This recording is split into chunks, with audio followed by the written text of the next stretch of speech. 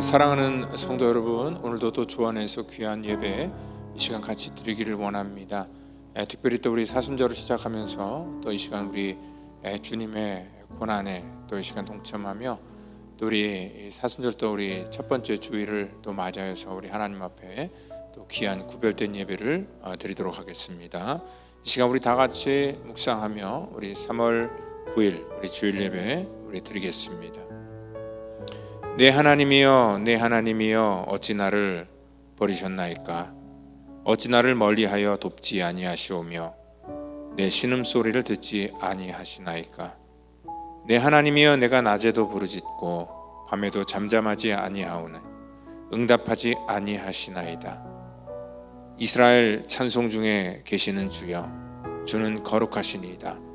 우리 조상들이 주께 의뢰하고 의뢰하였으므로 그들을 건지셨나이다. 그들이 주께 부르짖어 구원을 얻고 주께 의뢰하여 수치를 당하지 아니하였나이다. 나를 멀리하지 마옵소서. 환난이 가까우나 도울 자 없나이다. 주님, 이 땅에 우리 주님께서 거룩한 사명을 가지고 또 이 특별히 구별된 이 사순절의 절기를 또 맞이하여서 또 저희들 주 앞에 이렇게 모아주시고 또 하나님 앞에 믿음으로 나아가도록 인도하시니 감사합니다. 오늘도 십자가의 능력과 권세가 우리 가운데 흐르기를 원합니다.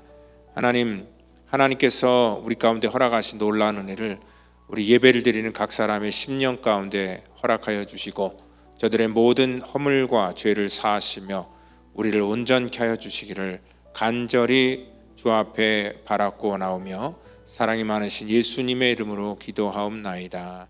아멘. 이 시간 우리 다 같이 사도신경으로 우리의 신앙을 고백하겠습니다.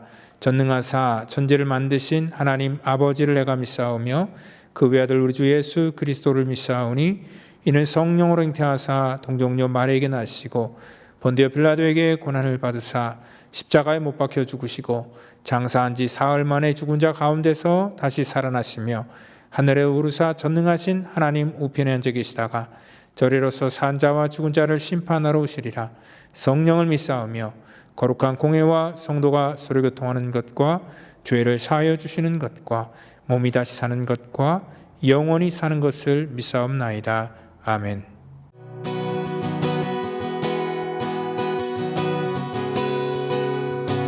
이 세상 험하고 이 세상 험하고 나 비록 약하나 늘 기도 힘쓰며 큰 권을 얻게 내 주의 은혜로 대속받아서 이와 같은 붉은 죄 눈 가시겠네.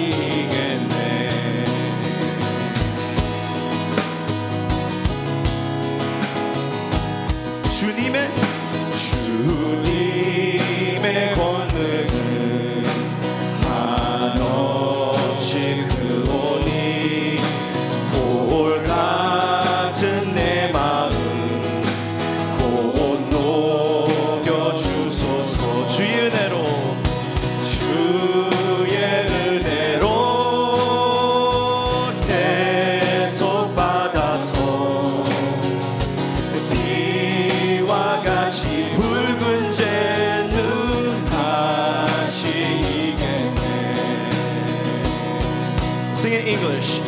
And when before the throne I stand incomplete, Jesus died my soul to save. My lips shall free We repeat again. And when before the throne I stand incomplete, Jesus died my soul to save, and my lips shall still repeat. Jesus paid it all. Jesus paid it all. All to him I owe. Sin had left the crimson stain. He washed it white as snow. Oh, praise the one. Oh, praise the one who paid my debt and raised his life up from the dead. Oh, praise the one who paid my debt and raised his life up from the 찬양하라 구속의 주 죽음에서 날 구했네. 주 나의 반석 되시니 그 위에 내가 서리라. 예수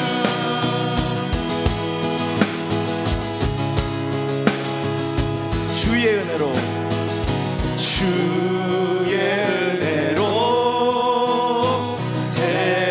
대속받아서 비와 같이 붉은 제 눈같이 비와 같이 붉은 제 비와 같이 붉은 제 눈같이 이겠네.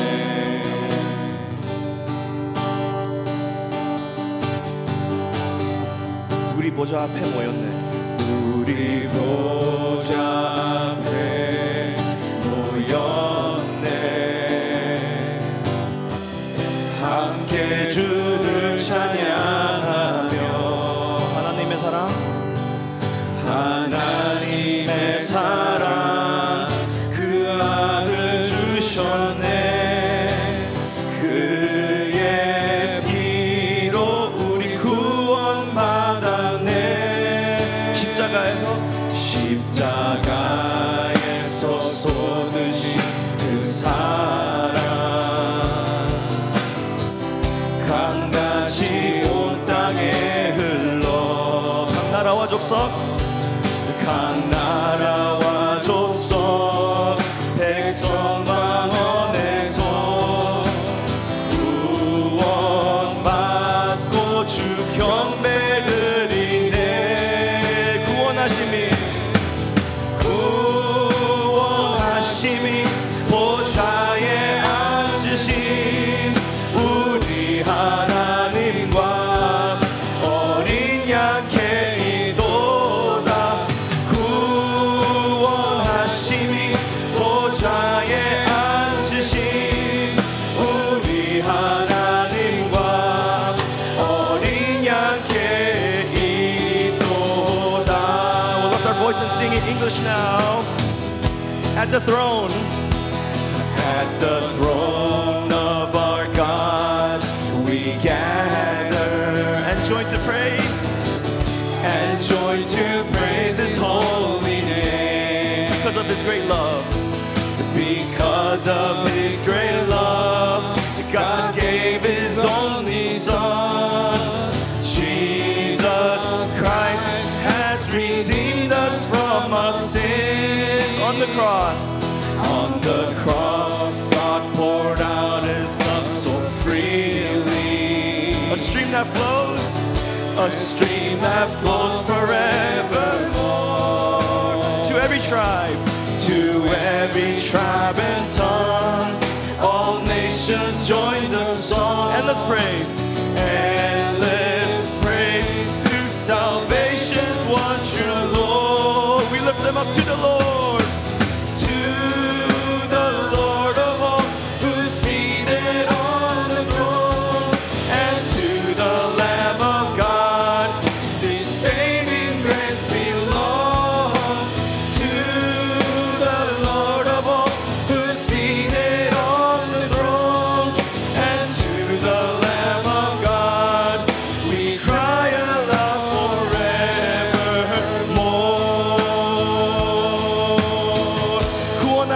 보좌에 앉으신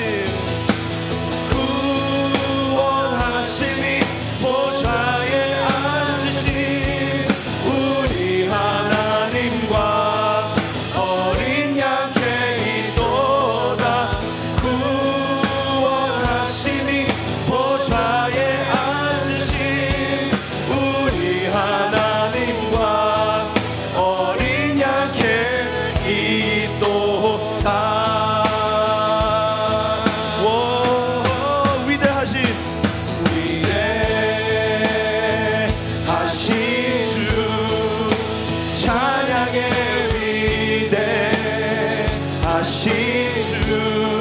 모두 알게 되리라. 위대하신 주, 빛나는 왕의 왕, 빛나는 왕의 왕, 영광의 주님, 온 땅 기뻐하라. 기뻐하라. 광채의 옷 입고 광채의 옷 입고 어두운 물리쳐 저 원수를 떠내 저 원수를 떠내. 위대하신 주, 위대하신 주, 찬양의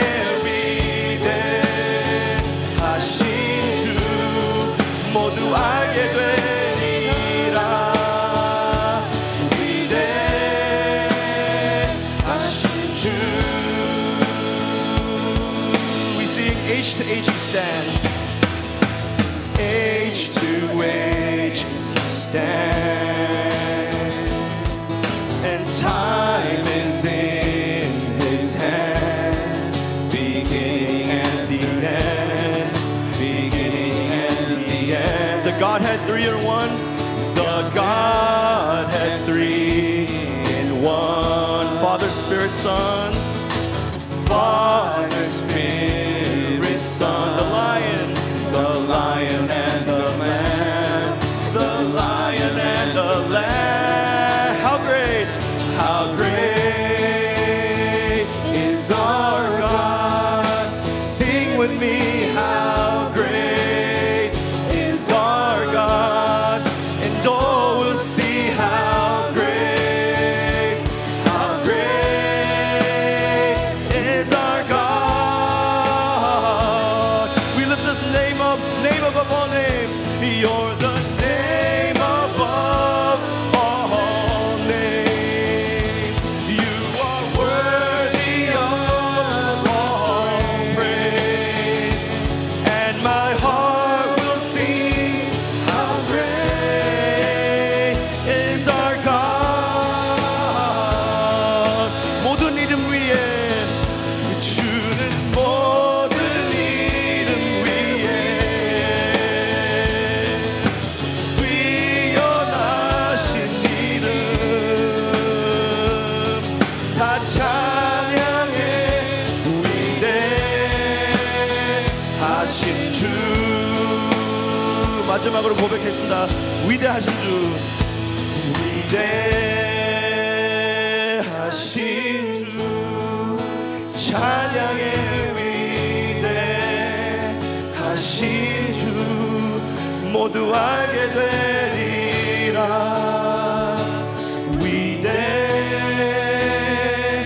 위대하신 주. 아멘.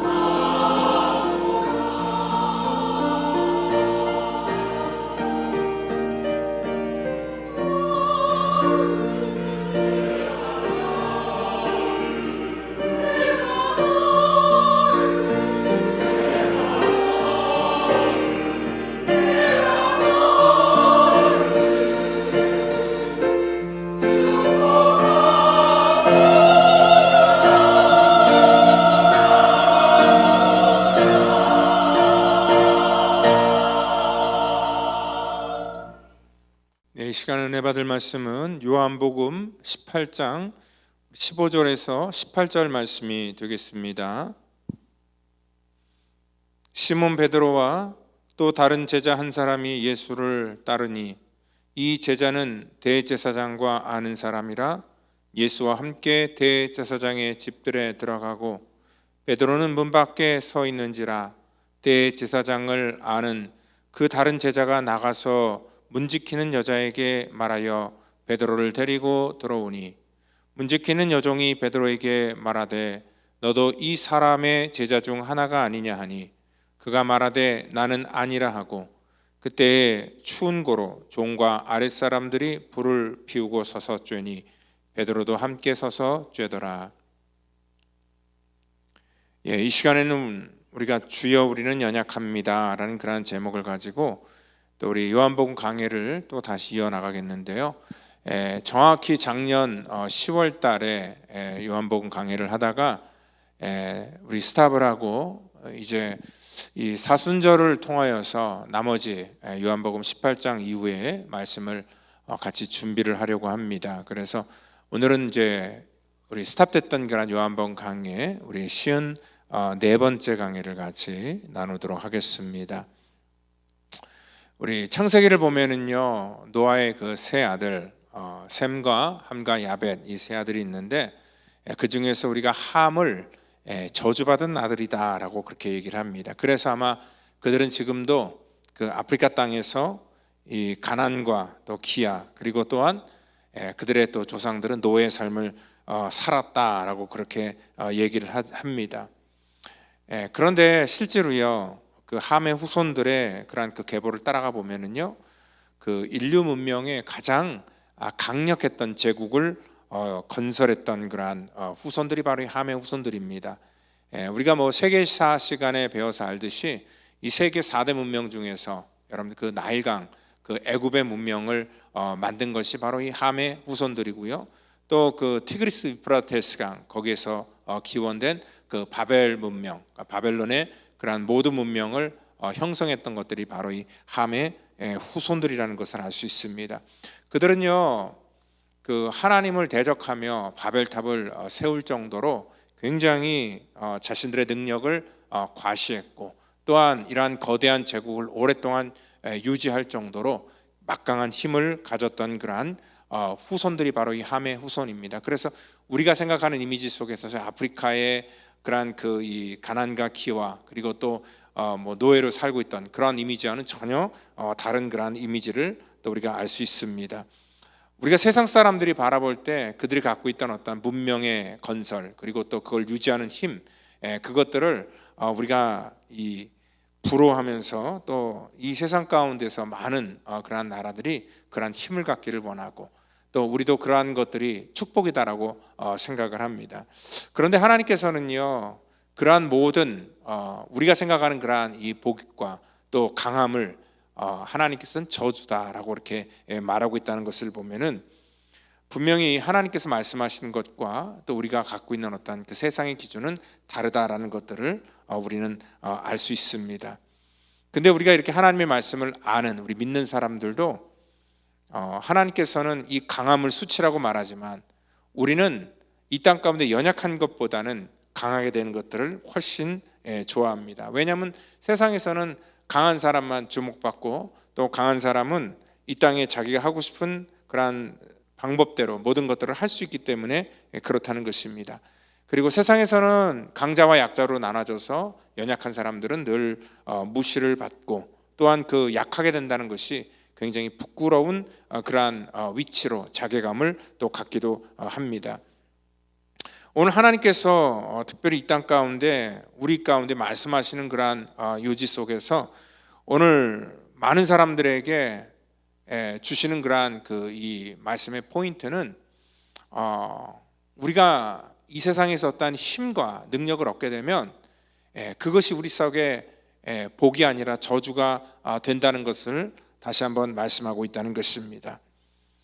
우리 인간들은요 이렇게 강함을 추구하지만 사실 강한 사람도 그 내면이나 그들의 어떠한 삶의 모습 깊이 들어가 보면 굉장히 연약하다는 것들을 또한 우리가 알 수 있습니다. 그러니까 바이러스 하나만 우리 속에 들어와도 두려워 떨면서 우리가 지난번 우리 그 코로나 그 팬데믹 때 다 경험했잖아요. 스스로 전부 다 고립되어서 이 팬데믹 기간을 지냈던 것. 그리고 또 우리가 인생을 뭐 살 만큼 살았어도 여전히 정신적으로 굉장히 연약하다는 것들을 우리가 알 수 있습니다. 겉으로는 강한 척해도요 누가 말 한마디 내 귀에 거슬리는 말, 그리고 또한 눈짓으로 한번 정말 내 눈에 거슬리는 그런 행동을 할 때는 우리가 그것 때문에 걱정하고 염려하여서 또 밤잠을 설치기도 합니다.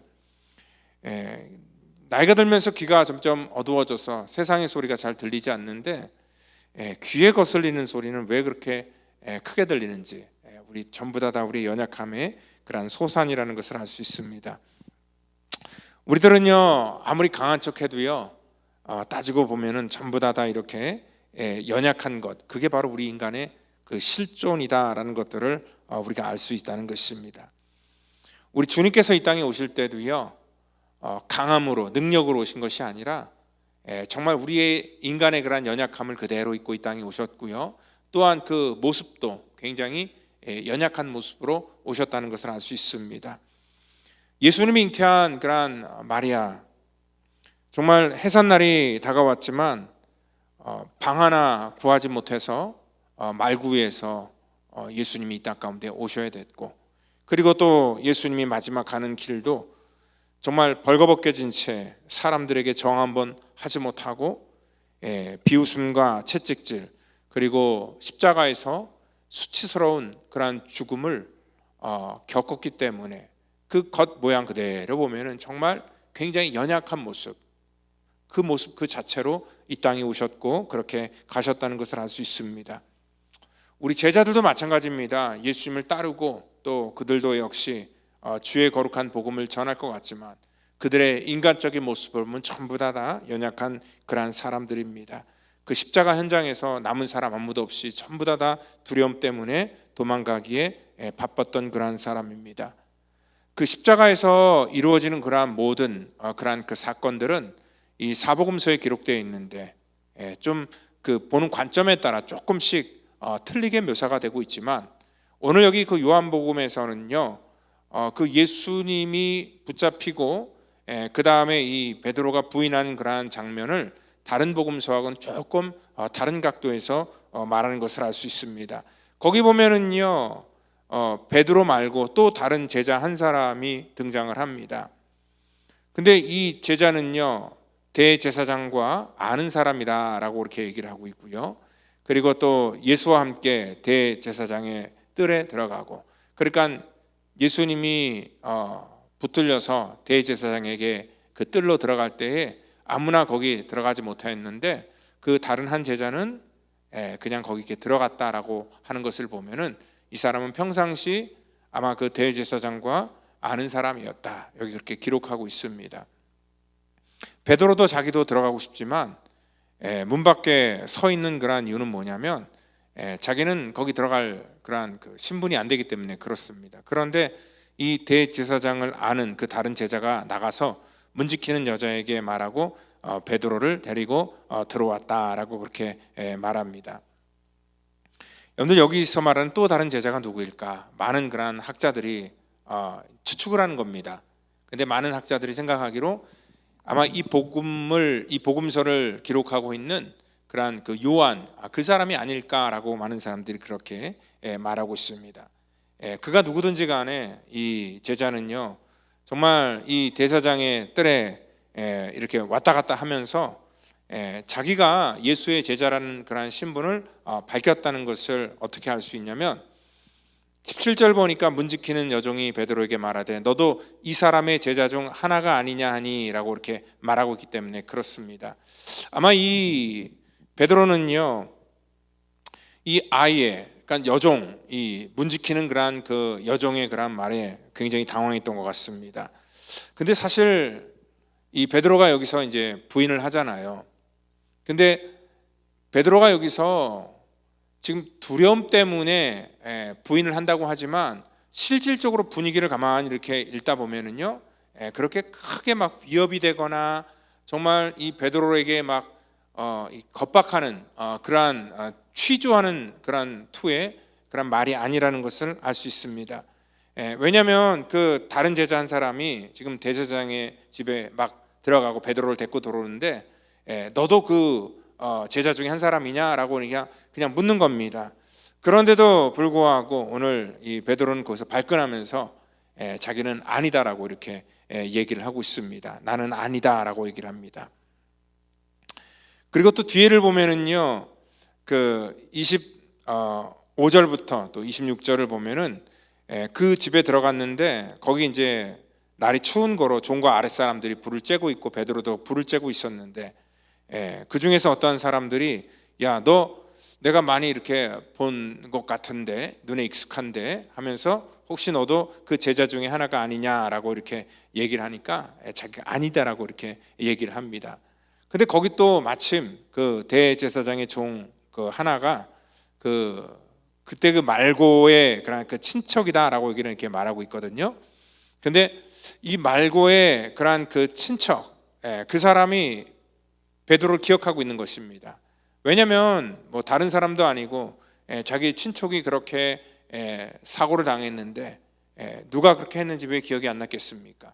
그리고 또한 뭐 그게 오래전도 아니고 방금 전에 일어났던 그러한 일이고 또 베드로는 뭐 그때 뭐 옷을 갈아입었겠습니까? 그냥 똑같은 옷 입고 왔기 때문에 인상착이나 밤에 봤지만 정확하게 기억을 하면서 오늘 그 대제사장의 종 하나가 베드로에게 귀를 잘린 사람의 친척이다 말하면서 내가 그 사람과 함께 동산에 있는 것을 내가 보지 아니하였느냐라고 이렇게 얘기를 했더니 또 아니다라고 얘기를 합니다.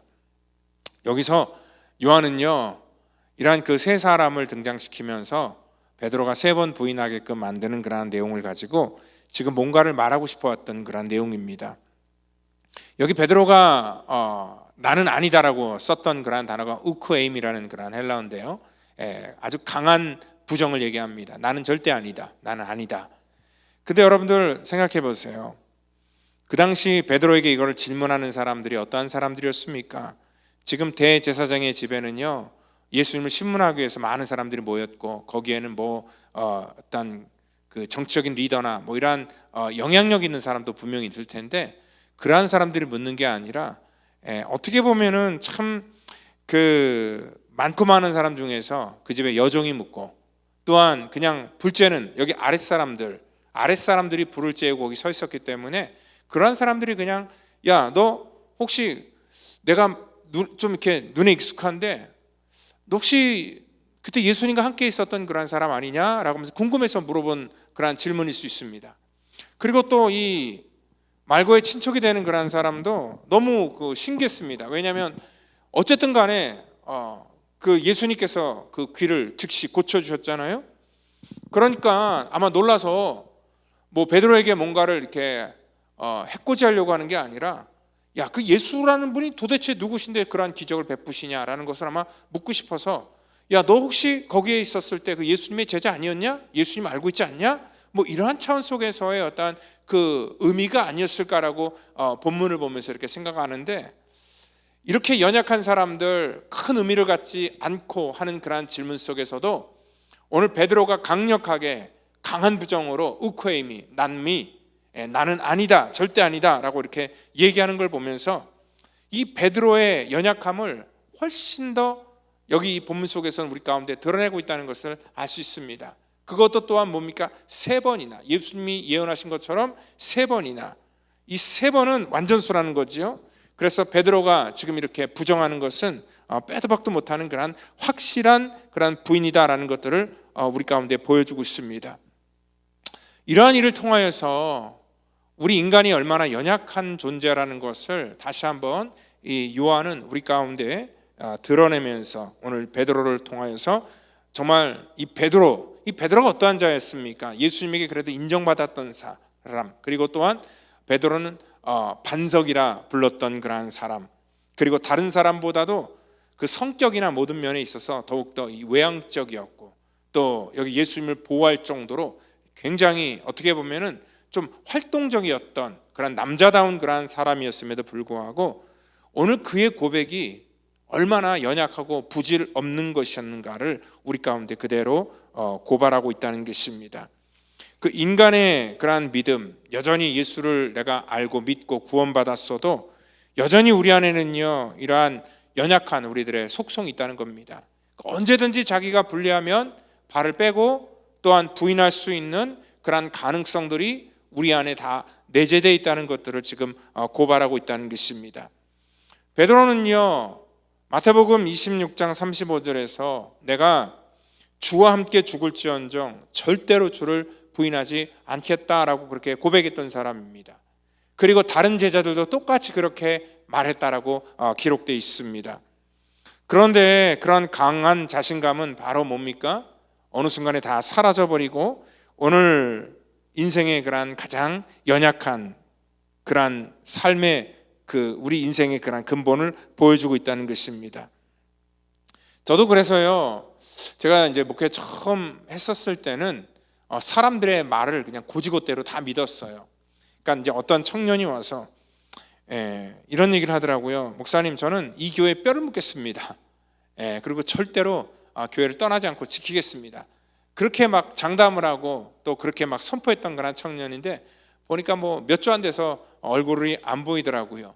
그러니까 그런 걸 보면서 사실 그 사람들이 조금 어려움이 생기거나 자기에게 조금 불편함이 생기거나 또 조금 상황이 불리해질 것 같으면 금방 자기 했던 말 배신하고 또 지키지 않는 것들이 우리 인간의 그러한 모습이라는 것입니다. 또한 평상시는 막 정말 순교까지 할 정도로 막 굉장히 믿음에 대해서 얘기를 하고 막 기도하고 막 사람들에게 그러한 것들을 얘기하는데 또 실질적으로 교회가 어려움을 겪게 되면은요 그러한 사람들이 제일 먼저 이렇게 떠나게 되는 그러한 것들을 보면서 이 목회를 하면서 느끼는 게 뭐냐면 그래, 말을 앞세우는 사람들의 말은 믿지 말자라는 그러한 생각이 들었습니다. 왜냐하면 우리는요 뭐 그때는 진심이었겠는지 모르겠지만 조금 자기의 상황이나 이런 것들이 좀 불리해지면 인간은 자기 유불리에 따라서 굉장히 이기적인 존재이기 때문에 자기의 이익되는 것들을 따라가는 그러한 연약함이 있다는 것입니다. 제가 이렇게 말하는 것은 어떤 누구를 뭐 무시하거나 하는 그러한 의도가 절대 아닙니다. 우리 인간이 원래 다 모두가 다 그렇다는 것입니다. 그러니까 그럼에도 불구하고 우리가 이 땅 가운데 계속 그렇게 막 얘기하고 공수표를 남발하는 그러한 이유는 뭐냐면 자기 힘이나 능력을 이렇게 사람들에게 과시하고 싶은 마음이 분명히 있기 때문에 그렇습니다. 그래서 세상에서 만약에 약한 척하거나 또한 믿음 없는 그러한 행동을 하면 괜히 인정받지 못할까 봐 그 순간만이라도 인정받기 위해서 이러한 그 행동을 하는 것을 굉장히 자주 우리가 볼 수 있다는 것입니다. 그래서 항상 우리는 다른 사람들 앞에서도 자기가 약하지만 굉장히 겉으로 강한 척하는 그러한 모습을 보일 때가 있습니다. 그래서 무시당하지 않기 위해서 더 큰 소리를 내고, 또 우리 한국 사회 속에서는요 굉장히 피곤한 게 뭐냐면 이 사람들의 어떠한 그 행동에 따라서 이 반응을 하는 것들이 굉장히 이렇게 천차만별이거든요. 근데 이게 눈에 보일 정도로 굉장히 강한 사람 앞에서는 또 한없이 약해지는 것들이 또 우리들의 인간들의 모습이기 때문에 더 오히려 자기를 이렇게 드러내고 또 더 자기를 강하게 보이려고 하는 그런 행동들을 많이 한다는 것입니다. 오늘 왜냐하면 강함을 숭배하는 그런 세상 속에서 우리가 연약한 자로 남는다는 것은 부끄러운 일이기 때문에 그렇습니다. 그래서 가능한 한 자기의 연약함을 사람들에게 드러내지 않으려고 합니다. 그러니까 이 마음속에 열등감이 더 많은 사람일수록 오늘 자기 자존심이 더 강할 수가 있습니다. 그래서 항상 자기는 완벽한 척, 온전한 척 하는 그런 경우가 더 많다는 것입니다. 그런데도 예수님은요 바로 이렇게 실패하고 아무리 강한 척해도 그 내면의 연약함을 아셨는데, 때로는 그 내면의 연약함이 들켜서 이렇게 부족한 모습으로 서 있을지라도, 오늘 본문을 우리가 보면은 예수님이 베드로를 원망하거나 질책했던 내용이 한마디도 없다는 것을 알 수 있습니다. 주님은요, 베드로에게 이렇게 말씀했습니다. 연약해도 괜찮다. 네가 그렇게 부인하고 또 너가 나를 배신해도 괜찮다라고 그렇게 아마 생각하셨을 겁니다. 왜냐하면 처음부터 주님께서는 아셨기 때문에 그렇습니다. 그가 나를 부인할지, 그리고 또한 베드로가 그렇게 고백을 해도 그 고백을 믿지 않았다는 것입니다. 왜냐하면 인간은 원래 그렇게 말하고 또 지키지 않는 그런 연약한 존재라는 것을 알기 때문에 그렇습니다. 그래서 주님은요, 우리를 바라보실 때 항상 그냥 긍휼의 대상으로 바라보시지, 우리를 의지한다든지 우리를 신뢰하지 않는다는 것이죠.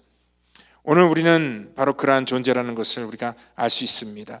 왜 베드로가 이러한 연약한 모습이 될 수밖에 없을까? 이 두려움 때문에 그렇습니다.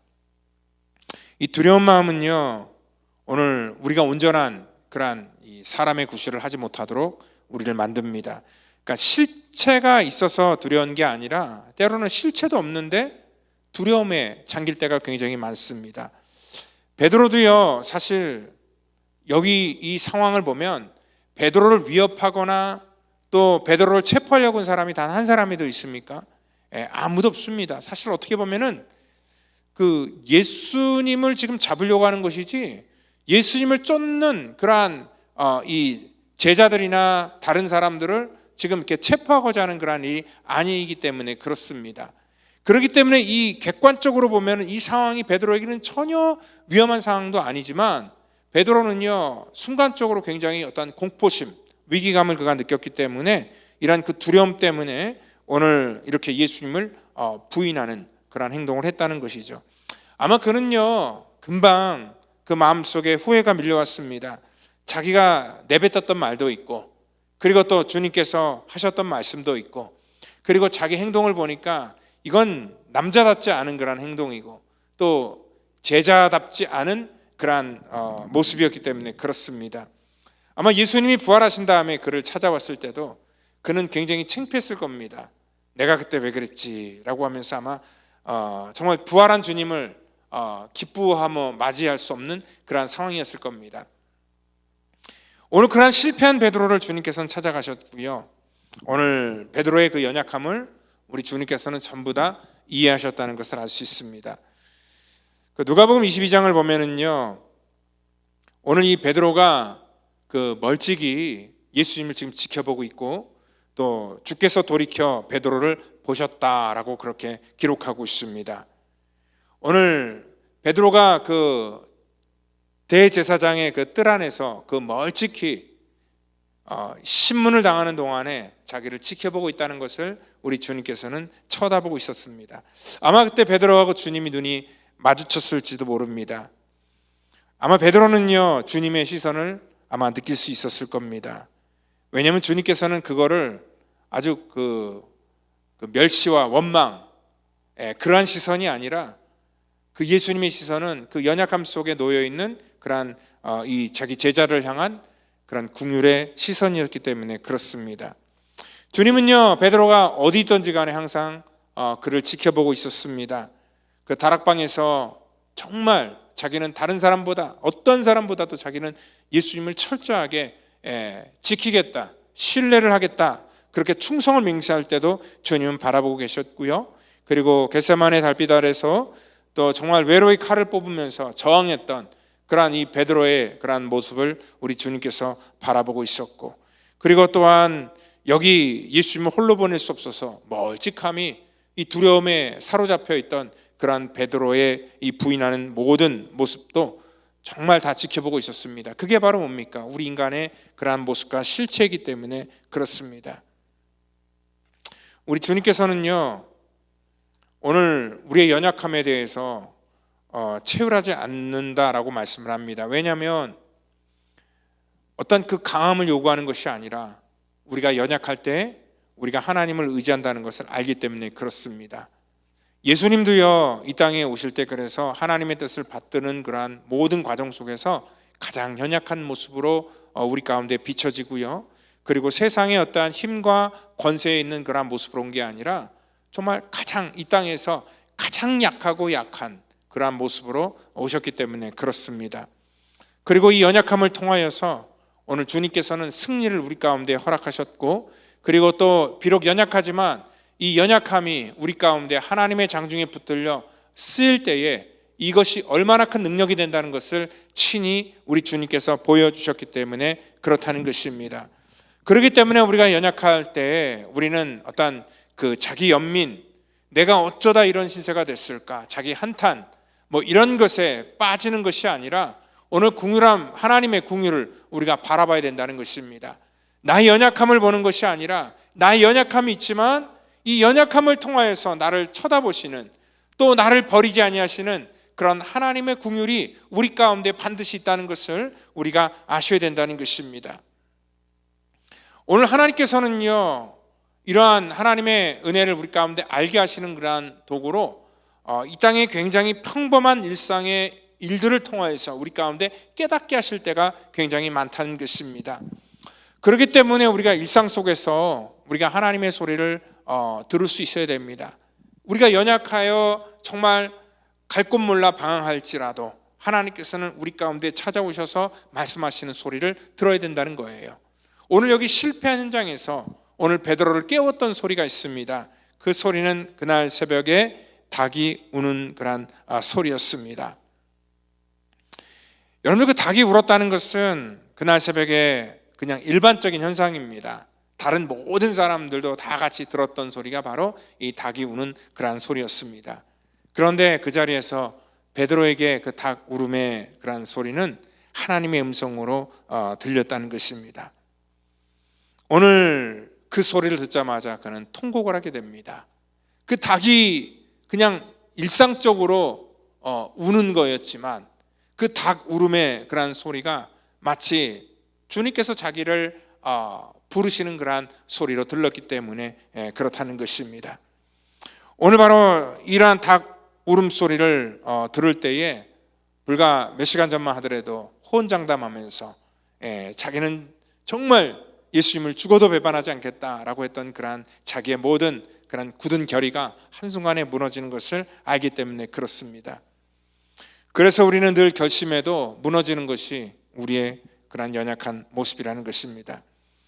그럼에도 불구하고 우리 하나님께서는 우리 가운데 오늘도 울어주는 그러한 이 닭들이 있다는 것입니다. 우리의 삶을 깨우고 또 우리를 정말 주 앞에 다시 향할 수 있도록, 우리의 어떠한 모습을 볼 수 있도록 하나님께서는 수많은 어떠한 이 사물들을 통해서 우리 가운데 말씀하시고, 때로는 하나님께서 이 설교를 통하여서 우리 가운데 하나님의 은혜를 부어주시고 하나님께서 저와 여러분들의 심령 속에 하나님의 마음을 전달해 줄 때가 있다는 것입니다. 여러분, 똑같은 설교를 듣고도요, 어떤 분들은 은혜를 받고 어떤 사람은 시험에 든다라고 그렇게 말하는 사람이 있습니다.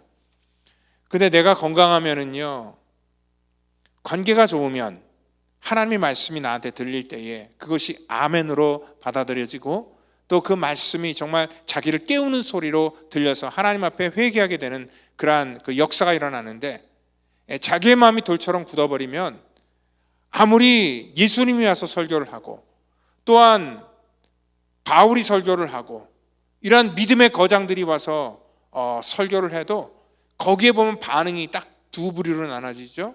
그 말씀을 듣고 반응하는 사람 속에서 하나님 앞에 회개하고 성령을 선물로 받는 사람과, 또한 그것을 거부하고 뛰쳐나가는 그러한 사람, 두 부류로 나눈다는 것을 우리가 알 수 있습니다. 그렇기 때문에 우리 마음의 상태가 굉장히 중요한 것 같아요. 근데 우리 마음이 강팍하고 세지면은요, 하나님의 말씀이 들리지 않습니다. 오늘 우리 마음이 연약해질 때에, 이 땅에서 정말 이 연약한 마음으로 주 앞에 우리가 설 때에 그 하나님의 위로와 긍휼이 우리 가운데 부어진다는 것을 여러분들 믿으시기를 바랍니다. 지금도 오늘 우리의 인생 가운데 때로는 이 닭 울음소리로 변장한 그러한 하나님의 수많은 소리들이 우리 가운데 들리기도 한다는 것입니다. 우리가 이 땅 가운데 아무리 잘 나간다 하고 또 힘 있고 능력 있다 해도 한순간에 무너지는 것이 바로 우리 인간의 그러한 연약한 모습이라는 것입니다. 그래서 믿음이 좋은 사람도요, 넘어질 수 있고 상처받고 실패할 수 있습니다. 이 앞에서 말씀을 전하는 목회자라 할지라도 그 대상이 될 수 있다는 것입니다. 그런데 우리 주님께서는요, 그런 한 번의 넘어짐과 연약함을 가지고 그 인생을 판단하거나 평가하지 않는다는 것입니다. 이 베드로의 연약함, 이 베드로의 배신, 저의 무능함을 보면서 우리 하나님께서는 그를 평가하지 않고 그를 긍휼의 시선으로 바라보고 있었다는 것입니다. 오늘 성령께서 이 땅에 오신 것은 무너진 우리들을 다시 세워서 다시 하나님의 거룩한 사명 가운데 우리를 세워주신다는 것을 여러분들 믿으시기를 바랍니다. 오늘 그래서 우리가 내 스스로 뭔가를 하려고 노력할 필요가 없습니다. 그리고 또한 죽은 영혼들이 무슨 수로 하나님의 일들을 하겠습니까? 우리는 우리의 힘으로 뭔가를 하고 돕는다라고 생각하지만 사실 우리가 하는 것이 아니라 오늘 하나님께서 하나님의 일들을 하시는데, 오늘 하나님께서 우리를 사용하시는 도구로 우리가 쓰임받는다는 것을 여러분들 믿으시기를 바랍니다. 오늘 이 베드로가 예수님을 부인하는 그러한 사건을 보면서 우리가 깊이 생각할 것은 뭐냐면, 나의 생각과 의지로는 절대 우리 주님을 따를 수 없다는 것입니다. 내 의지는 항상 자기 쪽으로 기울기 때문에 그렇다는 것입니다. 그래서 내 몸이 원하는 대로 그대로 두면은, 내 의지로 하면 우리는 사망에 이를 수밖에 없다는 것입니다. 오늘 바로 이러한 그 사망의 길을 걸어가는 저와 여러분들을 위해서 우리 주님께서 이 땅에 찾아오신 것입니다. 그렇기 때문에 우리 주님께 맡길 필요가 있습니다. 몸에 너무 힘을 줄 필요가 없습니다. 오히려 주님께서는 우리의 모든 힘을 다 빼시고 하나님의 거룩한 사역을 우리 가운데 맡기시고 일할 때가 많다는 것입니다. 목회를 하면 하나님께서 수많은 그러한 경험을 통하여서 뭔가 조금 이렇게 제 자아가 이렇게 막 올라올 만하면 다시 또 꺾어버리시고, 또 제 힘으로 뭔가 막 하려고 하면 또 다시 꺾어버리시고, 그렇게 해서 점점 하나님의 사람으로 만들어 가시나 봅니다. 이 땅에도 하나님의 백성들이 하나님의 거룩한 장정에 붙들릴 때 보면은 능력 있을 때 붙들리는 게 아니라, 다 보세요. 요즘 우리가 창세기 강의하고 있는데 아브라함도 힘 다 빠지고 아무것도 할 수 없고 생산할 능력이 없을 때, 그때서야 이제 하나님께서 그를 통하여서 일하시기 시작하고, 모세도 그의 인생 가운데 힘 다 빠지고 모든 사람에게 잊혀져 가고, 그는 정말 이 땅에 아무것도 할 수 없는 그런 버려진 존재가 되었을 때, 그때야 비로소 하나님께서 그를 들어 사용하시고, 바울도 늘 고백하는 것은 뭐냐면, 약한 가운데 강합니다. 오늘 하나님께서 그의 병을 고쳐줄 만도 하신데 그의 연약함 그대로 두시고 하나님께서 그를 사용하고 있다는 것입니다. 하나님께서는 우리의 연약한 모습 그대로를 붙들어 사용하신다는 것을 여러분들 믿으시기를 바랍니다. 우리 창세기를 보면은요, 그 아담과 하와의 모습 속에서 그들은 벌거벗었으나 부끄럽지 않았다. 하나님 앞에 감출 게 없었다는 것입니다. 있는 모습 그대로를 그냥 하나님께 다 보여줬다는 것입니다. 모든 것들이 벌거벗었으나 부끄럽지 않았다는 것은 뭐냐면, 모든 게 다 용납됐던 그러한 상황이라는 것입니다. 상대방을 굳이 두려워할 필요도 없고 피할 필요도 없이 모든 것들이 자연스러운 그러한 상황을 빗대어서 그렇게 표현을 합니다. 그런데 죄가 들어온 순간부터 뭔가를 가리려고 하고 또 숨으려고 하고 피하려고 하는 것들이 우리들의 그런 죄의 그런 본성이라는 것을 우리가 알 수 있습니다.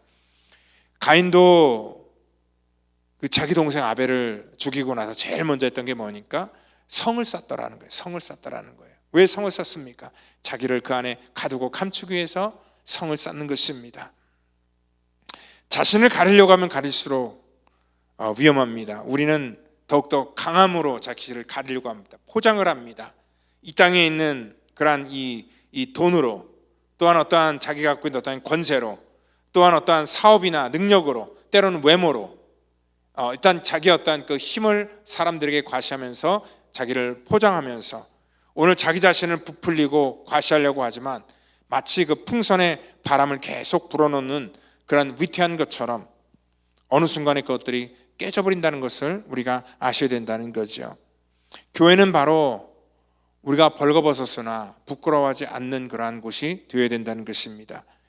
포장하는 것이 아니라 우리의 강함으로 막 포장해서 막 정말 나를 무시하지 마라, 나는 힘 있는 사람이다, 어떤 자기 자존심과 자기 어떤 이 믿음까지도 이것들을 포장하면서 드러내려고 하는 것이 아니라 그냥 연약함 있는 그대로 찾아와서 자연스럽게 하나님의 은혜 가운데 거하는 것이 바로 교회와 또 우리 주님께서 우리를 부르시는 목적이라는 것입니다. 우리가 연약할 때 우리 주님께서는 보고 계십니다.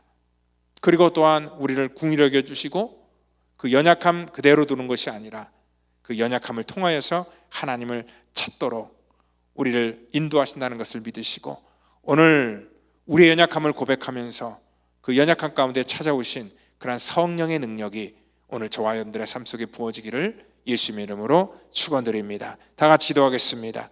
하나님 감사합니다. 하나님의 은혜를 사모하는 자들, 하나님의 자비를 기다리는 자들, 하나님, 우리는 연약하기 때문에 하나님의 은혜가 없이는 한순간도 단 하루도 살 수 없는 그러한 존재라는 것을 우리가 늘 깨닫고 겸손하여 낮아져서 정말 하나님의 장중에 붙들려 쓰임받는 우리 모든 성도 되도록 인도하여 주시옵소서. 감사하며 사랑이 많으신 우리 구주 예수님의 이름으로 기도하옵나이다. 아멘.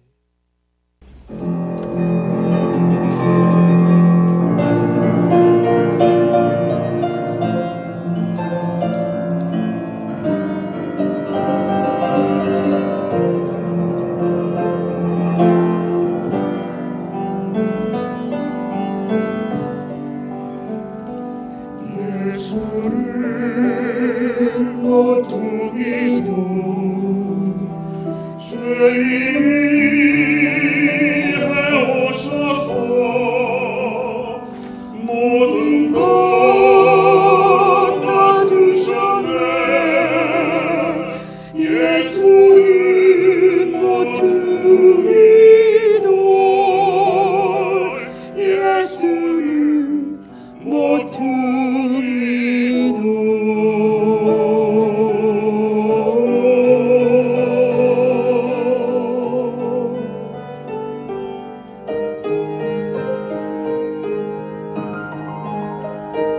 내가 죄에 놀릴 때 안식처가 되신 주 참 진리에 씨 뿌렸네. 예수는 모퉁이도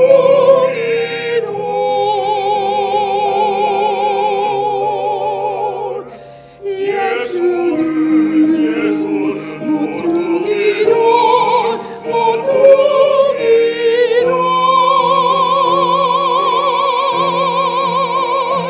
만세 반석 되시니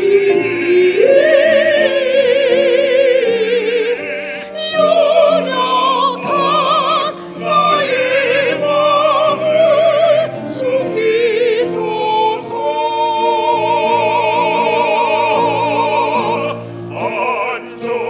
안전한 만세 반석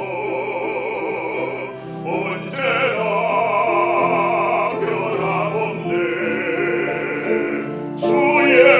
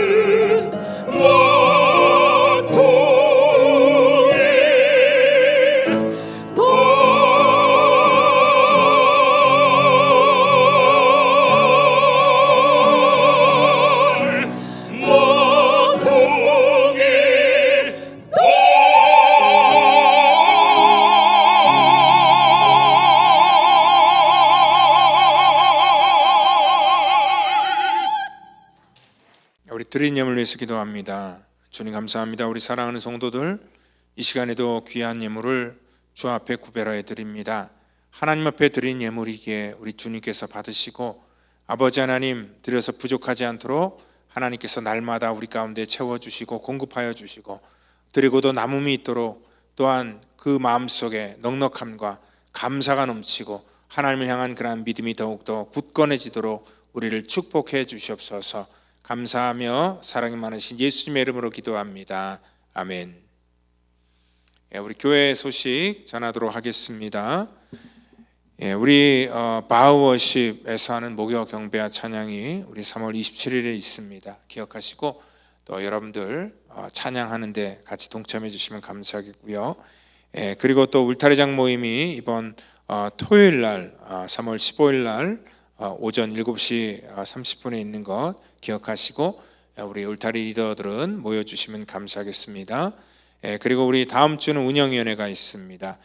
그리고 또 유스그룹 캠핑인데 이번엔 대상이 5학년에서 우리 7학년 대상으로 우리 주니어 하이들 대상으로 우리 3월 17일부터 18일까지 1박 2일로 캠핑하는 것 기억하시고 또 우리 부모님들은 우리 아이들 더 잘 챙겨주시면 감사하겠습니다. 그리고 우리 내일 또 유니스한 수술을 하게 되는데 그래서 이제 그 샌디에고 병원에서 하게 돼서 가족들이 오늘 떠났는데요. 여러분들 그 가족을 위해서 기도해 주시고 특별히 또 내일 수술을 하는 우리 유니스한 귀한 딸을 위해서도 여러분들 기도해 주시면 감사하겠습니다. 그리고 우리 정혜민 집사님, 정원나 집사님, 저희 교회 또 이렇게 오랫동안 오셔서 같이 함께 하시다가 또 안타깝게 이제 또 이번 주중에 애틀란타로 또 이사를 가시게 됩니다. 또 가는 여정을 또 우리 하나님께서 함께 하시고 축복해 주시고 또 그곳에서도 또 좋은 사람들 많이 만나고 또 좋은 교회 만나서 신앙생활 잘 할 수 있도록 또 여러분들 기도해 주시면 감사하겠습니다.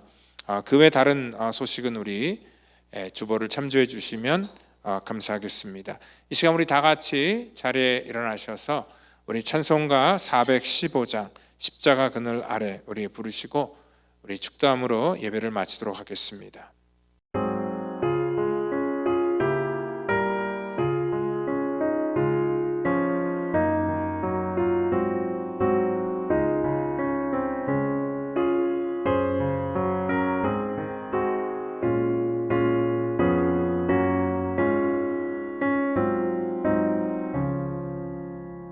십자가 그늘 아래 나 쉬기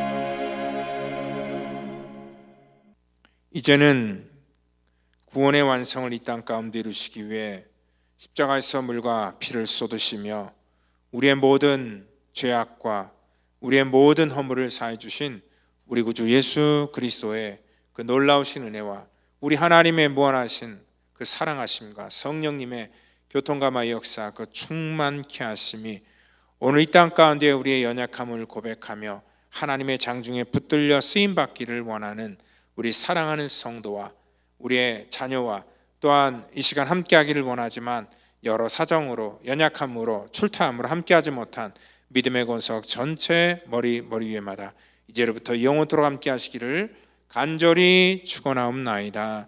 아멘.